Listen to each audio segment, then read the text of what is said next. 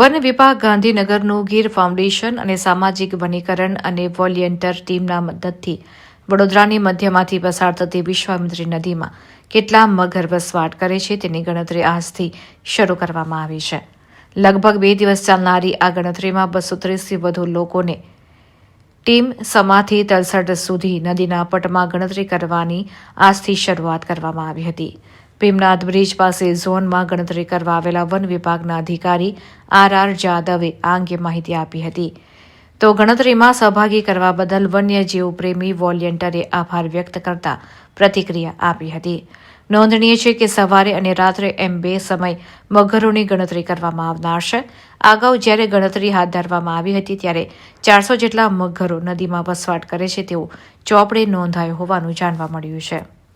આ મુખ્ય ટ્રેનિંગ સામાન્ય જે આપવામાં આવી એક દિવસની આપવામાં આવી, બાકી ટેકનિકલ ટ્રેનિંગ સાથે બીજા અલગ અલગ સમયે બોલાવીને ટ્રેનિંગ આપવામાં આવેલી હતી. અને આ કામગીરી ઘણા સમયથી આ જે શરૂ કરવાની હતી મગર ગણતરીની એનું ઘણા સમયથી કામ ચાલી રહેલું હતું.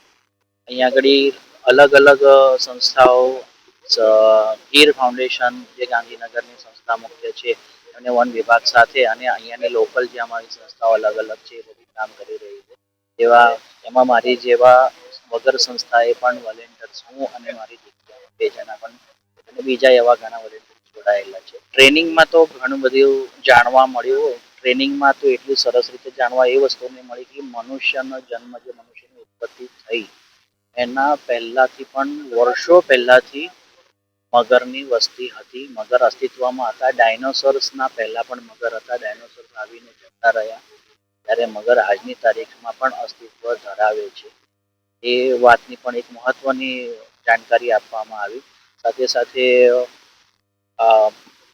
કઈ રીતે ટ્રેકિંગ કરવાનું છે, આની અંદર ડ્રોનનો પણ ઉપયોગ લેવાશે કે જેવા કાંઠા અમુક વિસ્તારોમાં જ્યાં આગળ નીચે અંદર જઈને ઉતરીને નદી કાંઠાએ ઉતરીને શક્ય નથી ગણતરી કરવાનું, તો એક સાથે બધી જ સ્થળો બધા કવર કરીને ચાલી રહ્યા છે, જેથી કરીને શું છે કે ગણતરીમાં બને એટલો ચોખ્ખો આંકડો મળે. એટલે એ મગર અહીંથી ત્યાં ટ્રાવેલ કરે એક જગ્યાથી બીજી જગ્યાએ તો ડબલ કાઉન્ટિંગ ના થાય એના માટેની પણ ટ્રેનિંગ આપીને એનું પણ સમજાવવામાં આવ્યું. એટલે એક સાથે બધા વિસ્તારોનો સમાવેશ આખા વડોદરા શહેરનો કરીને અલગ અલગ ટીમો કામ કરી રહી છે. 2 દિવસ માટે ગીર ફાઉન્ડેશન દ્વારા આજથી મગરની ગણતરી છે. એટલે વિવિધ ગીર ફાઉન્ડેશન અને વિવિધ લોકોને સાથે રાખીને લોકો મગરની ગણતરી એક્સપર્ટને રાખી અને કરી રહ્યા છે. અને એ મગરની ગણતરી થાય એટલે પ્રોપર કોકવાર એને રેસ્ક્યુ કરવાના થાય અથવા તો શિફ્ટ કરવાના થાય અથવા એમને સેફ સ્થળે લેવાના થાય.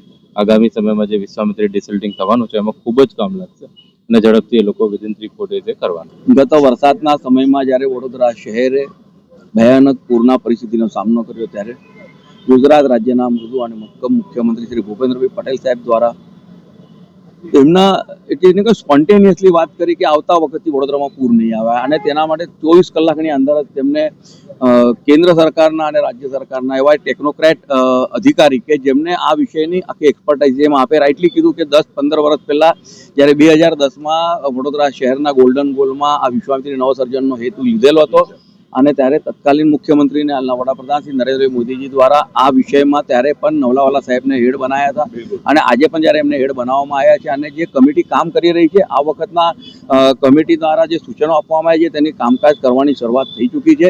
રાજ્ય સરકારની વન વિભાગની પરવાનગી આવી ચૂકી છે અને 1-2 દિવસમાં ભારત સરકારની વાઇલ્ડ લાઇફ માટેની પણ પરવાનગી આવશે. વિશ્વામિત્રી નદીમાં જે વન્યજીવો છે તેમને બધાને સુરક્ષિત રીતે સ્થળાંતરિત કરીને વિશ્વામિત્રી નદીને ઊંડી અને પહોળી કરીને અને ફક્ત વડોદરા શહેરમાંથી જ નહીં, રાજ્ય સરકાર દ્વારા સિંચાઈ વિભાગ દ્વારા વડોદરાના કોર્પોરેશનના હદની બહારની પણ નદીને એને ઊંડું કરવાનું અને વિસ્તારિત કરવાનું, જેથી કરીને તેની વહન ક્ષમતા વધે તેના માટેના પ્રયત્નો હાથ ધરેલા છે. અને આજથી જ ગીર ફાઉન્ડેશન જે ગુજરાત સરકારની વેટલેન્ડ માટેની નોડલ એજન્સી તેના દ્વારે આજથી જ તેમને મગરોની ગણતરી શરૂ કરી, એટલે 5 વર્ષ પહેલા 19માં કર્યું હતું, આજે ફરીથી ચાલુ થઈ છે. મગરોની ગણતરી કરવાથી એક જે ફાયદો થશે એ વન્યજીવોને, વાઇલ્ડ લાઈફને બચાવવાની સાથે સાથે તેમને રિસ્ટોર કરીને તેમને સારી રીતે આપણે એક વાતાવરણ પૂરું કરી શકીએ તેના માટેની આ પહેલ છે. ખરેખર અભિનંદન અને ગૌરવને